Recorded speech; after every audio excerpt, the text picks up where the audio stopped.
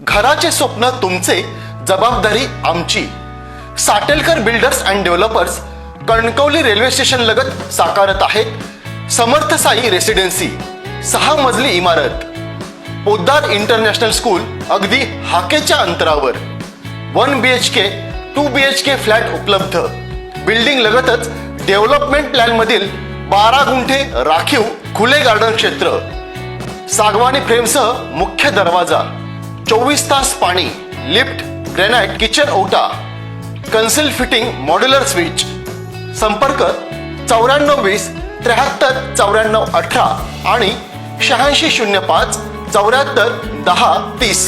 ह्या वॉर्डाचे उमेदवार चव्हाण मॅडम यांच्या प्रचाराच्या निमित्ताने आता मी व माझे सर्व सहकारी इथे आपल्याशी संवाद साधण्यासाठी इथे आलेलो आहे.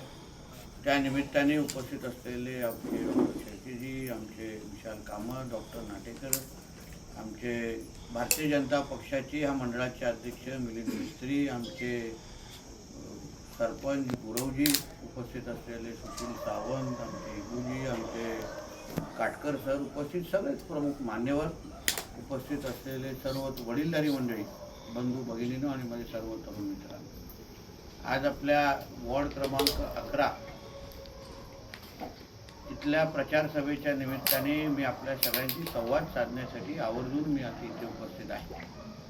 माझ्या अगोदर आमचे विराज भोसले ज्यांनी ह्या वॉर्डाचं 5 वर्ष नेतृत्व केलं, त्यांनी आपल्या शब्दामध्ये या वॉर्डाच्या संदर्भात आपल्यासमोर माहिती मांडली आणि आपल्याला आवाहनही केलं. नंतर आमच्या चव्हाणताई आपल्यासमोर बोलल्या आणि बोलण्यामध्ये थोडं कमी जास्त असलं तरी जे 5 वर्षामध्ये शिकतीलच, पण कामामध्ये त्यांचा हात कोण पकडू शकत नाही, एवढं चांगलं काम त्यात या वॉर्डात.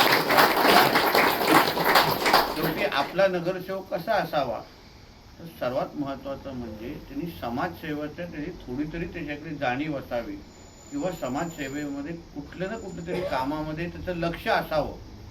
हा खरं म्हटलं तर एक फार महत्त्वाचा गुण आहे. आणि जसं ताईने उल्लेख केला की त्यांनी आपल्या पूर्ण आपल्या ह्या प्रवासामध्ये त्यांनी लाडूचा कारखाना फॅक्टरी आहे त्यांची, म्हणजे छोटा कारखाना आहे, तिथे त्यांनी असंख्य महिलांना रोजगार दिलेला आहे. आणि विचार करा, अशा व्यक्तिमत्वाची व्यक्ती अगर उद्या आपला नगरसेविका झाला तर आपल्या सगळ्यांसाठी किती चांगली संधी चालून आलेली आहे याचा आपण मतदार म्हणून आपण विचार करायला. आणि नुसतं त्या नगरसेवका म्हणून निवडून येणार नाही, पण त्याबरोबर नगराध्यक्ष समीर नलावडे जी असतील आणि ते त्या ज्या पक्षाच्या आहेत त्या पक्षाचे जिल्ह्याचे पालकमंत्री पण त्यांच्याबरोबर असतील, हेही मतदार म्हणून तुम्ही विचार करा. शेवटी आपल्याला वॉर्डचे नागरिक म्हणून, मतदार म्हणून आपल्याला कोणाची बाजू भक्कम आहे ह्याचा विचार करून तुम्ही मतदान करायला पाहिजे.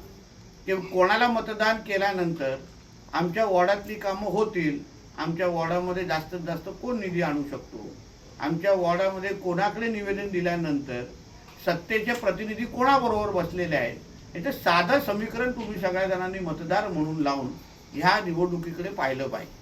आपण सगळे शुद्ध मतदार आहात, विचारपूर्वक मतदार करणारे आपण लोक आहात. आणि म्हणून येणारी 2 डिसेंबर ही आपल्या सगळ्यांच्या दृष्टिकोनातून पुढच्या 5 वर्षाच्या दृष्टिकोनातून अतिशय महत्त्वाची तारीख आहे. कारण का ह्या मतदार म्हणून आपल्याला पुढची 5 वर्ष माझा लोकप्रतिनिधी नगरसेवकाच्या भूमिकेमध्ये कोण असणार हे निवडण्यासाठी ही 2 डिसेंबर 2025 तारीख आहे. आणि एकदा काय ते तुम्ही मतदान केलं तर 5 वर्षानंतर तुम्हाला परत एकदा संधी भेटणार. नाहीतर 2 तारखेला मतदान केलं तर लगेच 6 महिन्यामध्ये आठवलं, अरे नाही रे बाबा, आपण चव्हाणताईलाच मतदान करायला पाहिजे होतं, आणि मध्येच मला शोधत याल की आमच्या विराजला शोधत तर बघ रे जरा ती मशीन भेटते का, असं होणार नाही.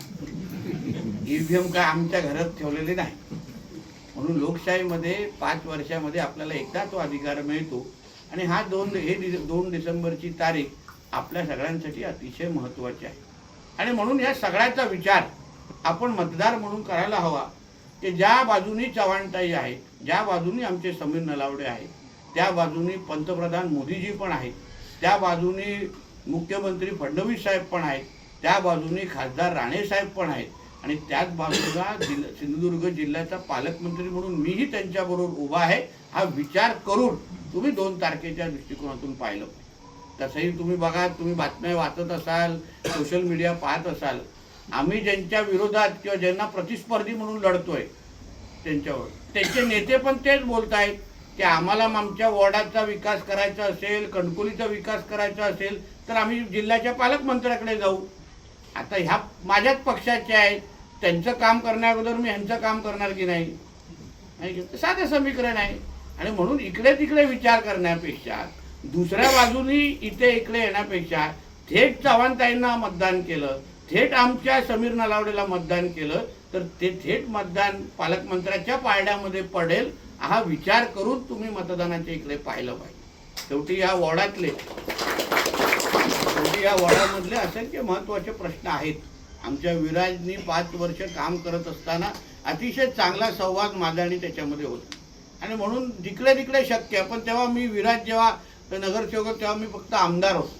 पण आमदार असताना पण जेवढी काही निधी शक्य आहे, जेव्हा जेव्हा त्यांचं निवेदन आमच्याकडे यायचं तेव्हा तेव्हा आम्ही जास्तीत जास्त निधी देण्याचा प्रयत्न करायचो.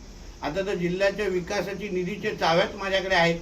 हे मागतील तेवढी निधी मी देऊ शकतो, पाहिजे तेवढे निधी आपल्या वॉर्डामध्ये आणू शकतो. म्हणून आपण फक्त 5 वर्षाचा विचार करून चव्हाणताईंसारखा एक चांगली समाजसेविका अगर आपली नगरसेवक होईल तर ती ज्या पद्धतीने त्या काही नसताना अगर एवढा महिलांना रोजगार देऊ शकतात, उद्या अगर त्या माझ्याकडे आल्या की नेतेजी मी नगरसेवक आहे, आता माझ्या वॉर्डमध्ये राज्य किंवा केंद्र सरकारची एक चांगली योजना महिलांची माझ्याकडे राबवा आणि माझ्याकडे असलेला कारखाना किंवा जेवढा मी महिलांना रोजगार देते त्याच्यापेक्षाही जास्त मोठं काम मी कसं करू शकते, मग मी सत्तेचा भाग असल्यामुळे त्यांच्या मागे मोठी ताकद उभी करू शकेन अशी क्षमता त्यांच्यामध्ये आहे आणि अशी संधी तुमच्याकडे पण आलेली आहे. म्हणून या सगळ्या बाबतीचा विचार करूनच आपण 2 तारखेला आपण बाहेर निघालं पाहिजे. आणि म्हणूनच हा संवादाची बैठक आपल्या समोर लावलेली आहे. कारण का एकदा काय आपल्या हातातून ती 2 तारखेची संधी हुकली मग काय परत आपल्याला ती संधी मिळणार नाही. म्हणून आपण सगळ्या जणांनी आपण विचारपूर्वक, भारतीय जनता पक्ष हा केंद्रात, राज्यात, जिल्ह्यात सगळ्या भागामध्ये सत्तेमध्ये आहे. राणे साहेबांचा आशीर्वाद आमच्याबरोबर आहे आणि म्हणून आपण सगळ्या जणांनी एकत्र मिळून 11 नंबरमध्ये भारतीय जनता पक्षाच्या विचाराचा नगरसेवक दिला तर मी आपल्याला सांगतो ते मत चव्हाणताईला किंवा समीर नलावडेला तर जाईलच, पण ते मत नितेश राणेला पण असेल, जिल्ह्याच्या पालकमंत्र्याला पण असेल.